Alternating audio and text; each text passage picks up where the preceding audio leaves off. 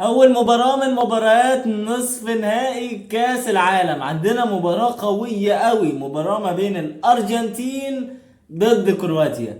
عايز اعرف توقعاتكم في الكومنتات، تتوقعوا الارجنتين تكسب ولا كرواتيا، وهتكسب نتيجة كام؟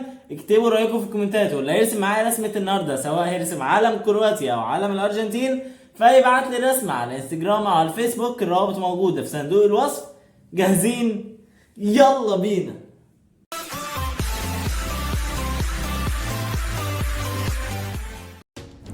مباراة جديدة وفيديو جديد ورسمة جديدة. مباراة النهاردة وفيديو النهاردة هيكون ما بين كرواتيا ضد الأرجنتين. هتبقى مباراة قوية جدا، كلنا متحمسين نعرف مين الطرف الأول في نهائي كأس العالم.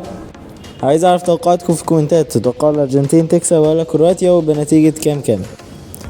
كله يجيب ورقة وقلم ويبدأ يرسم معايا. زي ما انتم شايفين هنعمل مستطيلين طبعا عشان نبدأ نرسم علم كرواتيا وعلم الأرجنتين. هنرسمهم بطريقة بسيطة جدا وهنسهل الموضوع عشان أي حد يقدر يرسم العلمين. كل اللي هنحتاجه مسطرة وقلم اتش بي. أهم حاجة ان احنا نخفف ايدينا واحنا بنخطط، محدش يتقل ايده. بنخطط بقلم اتش بي عادي، قلم رصاص موجود في كل بيت، مش لازم نجيب درجات ولا درجات الاقلام الاتش والبي والكلام ده كله. هو القلم اتش بي العادي اللي موجود في كل بيت نقدر نخطط بيه، ومش لازم كمان يكون ماركة، ومش لازم ستيدلر ولا الماركات العالمية. ممكن عادي اي قلم اتش بي او حتى قلم رصاص، يعني حتى لو ما عندكوش قلم اتش بي عندكم اي درجة تقدروا ترسموا بيها. زي ما انتم شايفين هنعمل مستطيل على اليمين ومستطيل على الشمال، ونحاول ان المستطيلين على قد ما نقدر يكونوا قد بعض شوية عشان نعمل علم كرواتيا وعلم الارجنتين. وطبعا بعد ما تخلصوا الرسمة ممكن تكتبوا النتيجة بتاعة المباراة تحت العلم. يعني لو مثلا الارجنتين كسبت 2-0 فتكتبوا الاتنين عند الارجنتين وكرواتيا 0. وده توقعي بالمناسبة للمباراة، توقعي ان الارجنتين تكسب 2-0. عايز اعرف توقعاتكم في الكومنتات، وعايز اعرف رايكم، تتوقعوا مين هيكسب والنتيجة كام ويبقى الطرف الاول من نهائي كاس العالم. طبعا عندنا مباراة قوية جدا بكرة، مباراة ما بين المغرب وفرنسا، برضو من المباريات اللي الواحد متحمس لها جدا بطريقة مش طبيعية.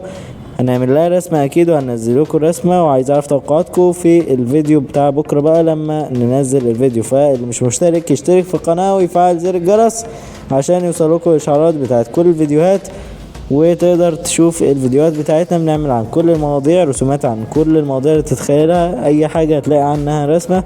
فعشان كده لازم تكون من المشتركين في القناة. زي ما انتم شايفين ان احنا على اليمين عملنا خطين بالعرض عشان يكون لنا 3 مستطيلات، وعملنا الفي اس في النص ما بين المستطيل اللي على اليمين والمستطيل اللي على الشمال. طبعا المستطيلين اللي على اليمين او 3 مستطيلات اللي على اليمين اللي احنا عملنا الخطين بتوعهم، هنبدأ نرسم في النص كده نص شكل بيضاوي يكون اوله عند اول خط في المستطيل الاول، واخره عادي يكون معدي المستطيل اللي تحت شوية عشان يكون لنا الشكل بتاع علم كرواتيا. ونعمل من فوق كده نص دايرة، ونبدأ بقى نعمل خط مايل وشكل مثلثات. بقى هنعمل 5 مثلثات، 2 على الطرف و3 في النص زي ما انتم شايفين اهو. طبعا نحاول على قد ما نقدر زي ما قلت لكم نكون بنخطط تخطيط خفيف عشان ما يسيبش اثر على الورقه، عشان لو مسحنا او غلطنا او عايزين نعدل اي حاجه فنقدر نمسح والقلم ما يبقاش سايب اثر كده وشكله مش حلو. فلو تقلنا ايدينا او خططنا بقلم تقيل فهتلاقوا مهما تمسحوا الاثر بتاعه مش بيروح، القلم لسه بيكون معلم على الورقه، بيكون لسه معلم على الورقة جامد. فلازم نمسح كويس قوي وحتى بعد ما نتعب كمان من المسح مش هيروح برضو 100%. فعشان كده دايما اقول لكم خططوا تخطيط خفيف. زي ما انتم شايفين عملنا 5 مثلثات وعملنا خطوط بالطول عشان تدينا الشكل اللي احنا عايزينه بتاع علم كرواتيا. دلوقتي هعمل حتة بسيطة كده من علم الارجنتين، هنعمل خطين برضو بالعرض عشان يكون لنا 3 مستطيلات. واعلم الارجنتين بسيط اصلا، برضو هنعمل دايرة كده في النص، تكون دايرة كاملة صغيرة كده وحواليها يكون في خطوط هتدينا شكل الشمس بتاعت علم الارجنتين. زي ما قلت لكم اللي هيرسم رسمة النهاردة يروح على الانستجرام او على الفيسبوك، الروابط موجودة في صندوق الوصف. الحسابات بنفس اسم حساب القناة درغام ارت بالانجليزي. هتخشوا هتلاقوا رسومات واقعية واحترافية، رسومات مشاهير ورسومات جميلة جدا جدا ويعني احترافية، وتقدروا تشوفوا المستوى بنفسكم على الحسابات. الروابط موجودة في صندوق الوصف، روحوا اعملوا فولو وتابعوني، وبنعمل اوردرات. لو عايز ترسم نفسك او ترسم شخص عزيز عليك فتقدر تكلمني واقول لك التفاصيل كلها. بنرسم الرسمة بسعر رمزي بسيط جدا. زي ما انتم شايفين عملنا على الشمال علم الارجنتين، وعملنا الدايرة، وعملنا الخطين اللي بالعرض، وعملنا على اليمين المربعات، عملنا خطوط بالعرض وخطوط بالطول في النص شكل بيضاوي اللي احنا عملناه ده. وكده نبقى خططنا العلم على اليمين وخططنا علم الارجنتين على الشمال، علم كرواتيا على اليمين وعلم الارجنتين على الشمال والفي اس في النص. دلوقتي بقى نخش في مرحلة التلوين. بالنسبة لمرحلة التلوين فانا بحب الون بالوان في الماستر. تقدروا تلونوا باي نوع الوان تحبوه، الوان في الماستر، الوان خشب، الوان جواش، اي نوع الوان تحبوه، لكن انا بحب الالوان في الماستر في الرسومات اللي مش هحتاج فيها ان انا ارسم رسمه واقعيه. ولكن لو برسم رسمه واقعيه فلازم الون بالوان خشب عشان تديني الشكل بتاع الظل والنور، واقدر اتحكم في درجه اللون. جبت اللون الازرق من الالوان الفلوماستر، الازرق العادي، مش الازرق الفاتح، مش الازرق السماوي، لا الازرق العادي.